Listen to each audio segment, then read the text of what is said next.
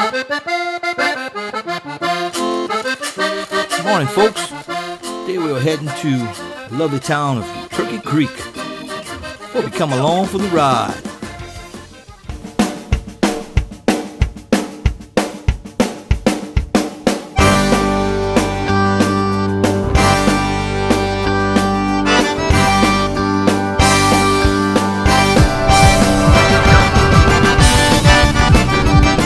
Beautiful morning this morning. We're on Highway 167. This is a nice road.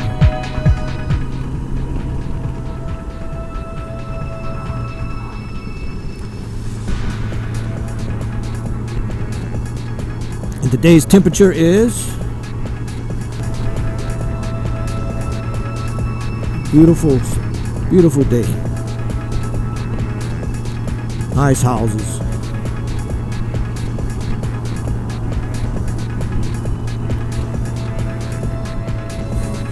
I don't know if you noticed today I'm riding with my new camera there, my Hero 4 Session. I'm trying it in the front. A couple of rides ago I tried it with strapped to my leg. I bought a strap and I could strap it to my thigh, and I filmed right off my thigh a little bit, and that was good. I'm just going to try it in different places. And like I say, I'm riding with basically a camera on my helmet. The Zenith 10C, and then I have my GoPro 3 on the trunk, and I have my Session on my handlebars, and I have the Unitrack camera on my crash bar in the front. So I got plenty of places to get footage. If I get bored and I want to see something from a different perspective, I can grab it and do it. So it makes it nice. It doesn't make it nice to go through all of it to find, the pairing spots. That's the trick by itself. So, but see, I'm just trying to make it more interesting for my viewers. So, Baptist Church. So I don't even remember. I don't remember ever coming. I know I've been through this town, but I just don't remember. Been a long time. I actually thought this road took me straight to I-49, but apparently I'm wrong. Turkey Creek City Hall. Nice little place. Church. Here we go. That's where you make the turn.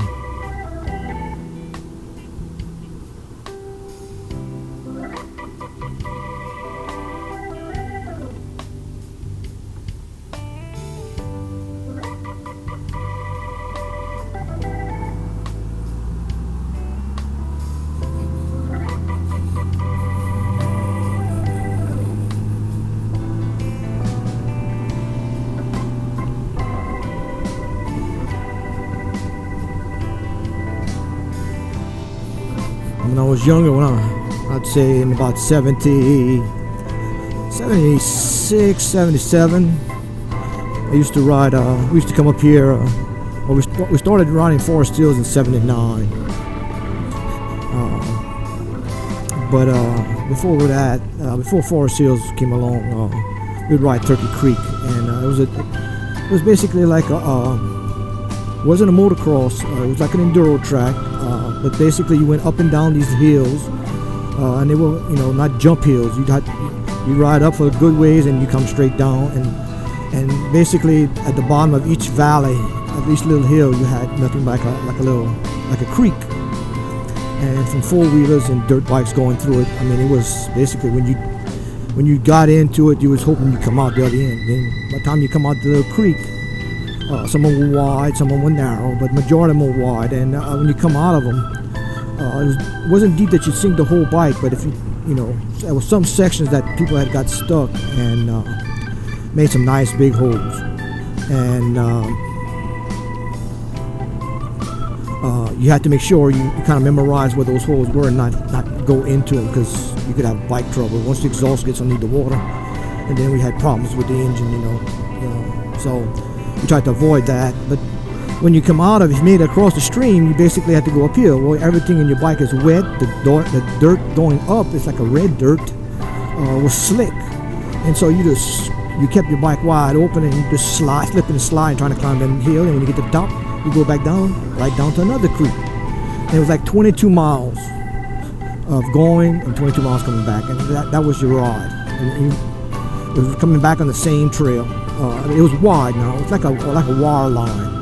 Like somebody had a wire line. That's exactly what it was. They had a wire line, and they cleared out about 30 feet wide, and bikes would go and come back. It was basically, and I can remember one time we went out there for a ride, me and 3 friends, and my wife didn't come with me that time, but their 2 wives came with them, and it sure took us about no longer than about an hour to get to the end.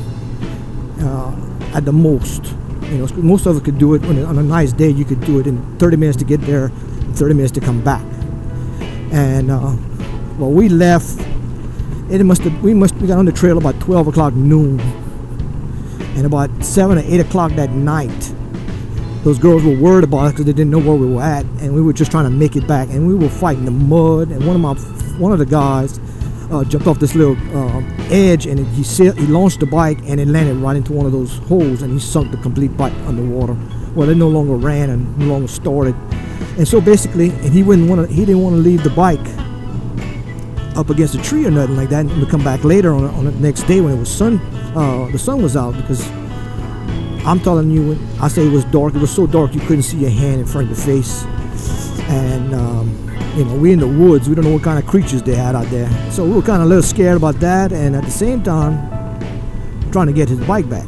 So we had ropes with us, and we were tied onto the back end of our bikes. And at the time, those dirt bikes at the time had a bar that went back across the back seat, behind the back seat to hold the fender, and that's where we tied the ropes onto. And basically, you couldn't stay on the bike. You had to just hold the bike and give it a lot of gas. And we're trying to pull his bike, and we're trying to push it. And we get it up to the top, pulling his bike up to the top of the hill, and then we go back and get all the other bikes. And it kept on all the way for 22 miles. Well, let me just tell you, when we got back, that was the last time we rode that trail. The girls were worried about us, and I mean, we were dead tired. It was a fight.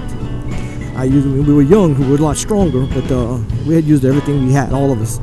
And to this day, when I see my friends that we rode that trail that night, it was John Dubose and Brian Fournette and myself. It was just 3 of us. And whenever I see Brian, it was his bike that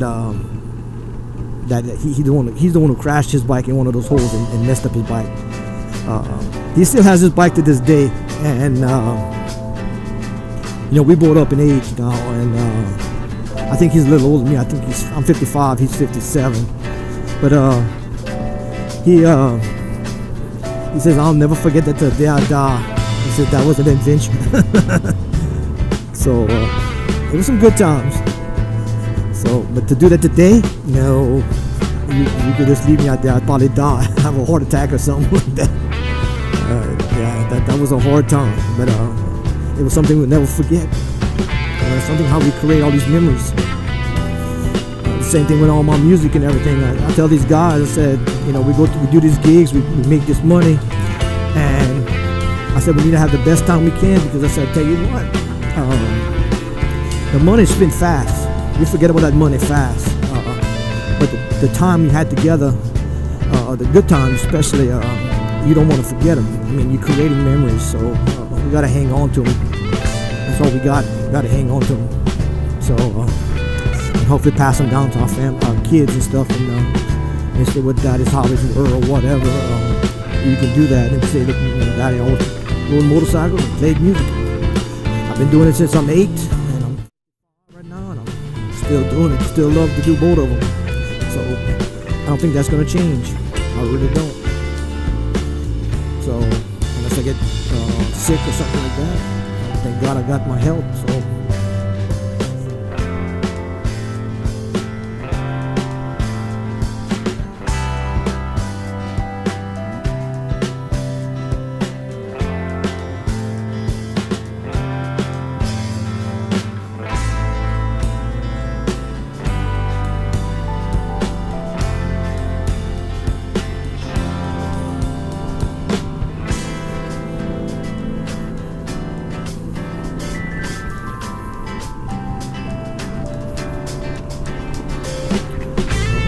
coming back onto 167.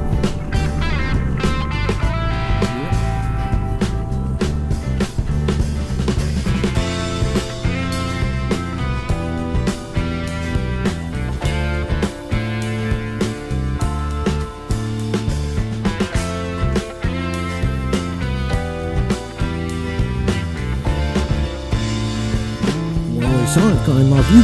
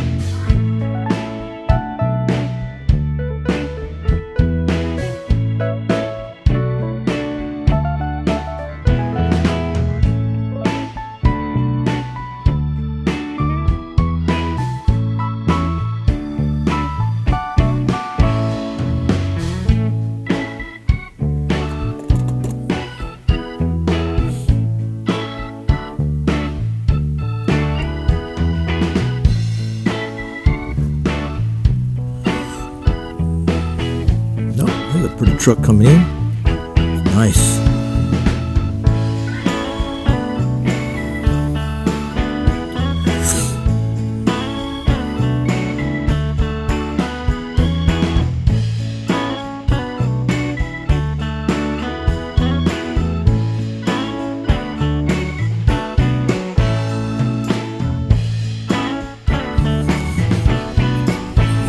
That holes in the whole road.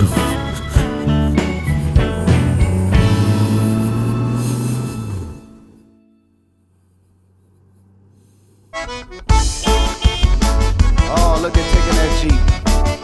What Jeep? That look good Jeep, they took that Jeep. Like a repo man coming for that. Remember, like I always say, enjoy your life and enjoy the ride.